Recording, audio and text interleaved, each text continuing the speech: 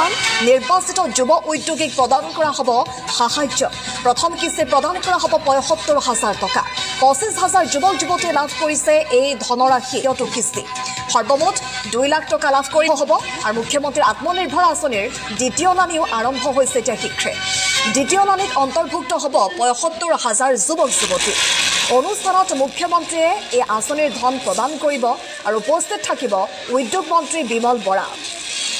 ঔদ্যোগিকভাৱে যাতে ৰাজ্য চৰকাৰখনে কঢ়িয়াই আনিছে বিশেষকৈ যিসকল যুৱক যুৱতীয়ে ক্ষুদ্ৰ এটা ব্যৱসায় কৰি তেওঁলোকে নিজৰ ঘৰখন তেওঁলোকে চলাই আছিল তেওঁলোকৰ বাবে এটা কিছু সকাহ দিয়াৰ প্ৰচেষ্টা হাতত লৈছে হিমন্ত বিশ্ব শৰ্মা চৰকাৰে এই মুহূৰ্তত খানাপাৰাত আজি ৰাজ্য চৰকাৰৰ উদ্যোগত মুখ্যমন্ত্ৰীৰ আত্মনিৰ্ভৰ আঁচনিৰ অধীনত বিশেষভাৱে ইয়াত আজি আৰ্থিক যি অনুদান প্ৰদান অনুষ্ঠান আয়োজন কৰা হৈছে কিছু পৰিৱেশ দেখুৱাবলৈ চেষ্টা কৰিম আপুনি ক'ৰ পৰা আহিছে আৰু কি ব্যৱসায়ত আছে মই টিংখাং পৰা আহিছোঁ মই গ্ৰচাৰী দোকানৰ লগত জড়িত আৰু যি অসম চৰকাৰে যি আত্মনিৰ্ভৰ অসম যি আঁচনি প্ৰস্তুত কৰিছে এই ১ লাখ নিযুক্তিৰ পাছতেই এটা মানে আশাৰ সংযোগ হৈছে যে ১ লাখ যুৱক যুৱতীসকলক নহয় ১ লাখ পৰিয়ালক এই সংস্থাপনৰ যি ব্যৱস্থা অসম চৰকাৰে কৰিছে যি দূৰদৰ্শী সিদ্ধান্ত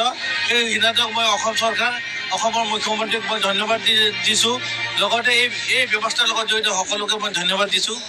নিশ্চয় এই ব্যৱস্থাই সকলো পৰিয়ালক যি এক যুৱক যুৱতীসকলে যিটো অনুদান পাব তেখেতসকলক পৰিয়ালকো সংস্থাপিত কৰি এক ভাল যিটো চৰকাৰৰ যিটো চিন্তা সেই চিন্তাত মানে থিয় হ'ব পাৰিব বুলি মই আশা কৰিছোঁ কোভিডৰ সময়ত ব্যৱসায় সম্পূৰ্ণৰূপে তছনছ হৈ গৈছিল সকলো দোকান পোহাৰ সৰু ক্ষুদ্ৰ ব্যৱসায় চব শেষ হৈ গৈছিল তাৰ মাজত শেহতীয়াকৈ আপোনালোকে পুনৰ আকৌ সেই উদ্যোগটো বা ব্যৱসায়টো আৰম্ভ কৰিছিল এতিয়া চৰকাৰে সহযোগিতা আগবঢ়াইছে গতিকে সেই ক্ষেত্ৰত আপোনালোকে এই ক্ষেত্ৰত মই চৰকাৰক ধন্যবাদ দিছোঁ কেলে এটা সময়ত মানে কোভিডৰ সময়ত যি ব্যৱসায় নষ্ট হৈছে মানে চাকৰিৰ পাছতে ব্যৱসায় যিটো সংস্থাপন যিটো মানে এটা ব্যৱস্থা যিটো ব্যৱস্থাত আজি চৰকাৰে যি সহযোগিতা আগবঢ়াইছে ইয়াত মই ধন্যবাদ দিছোঁ এই সংস্থা এই যিটো অনুদানে ১ লাখ যুৱক যুৱতীৰ লগতে যি তেখেতসকল ১ লাখ পৰিয়ালক মানে সহযোগিতা আগবঢ়াব বুলি মানে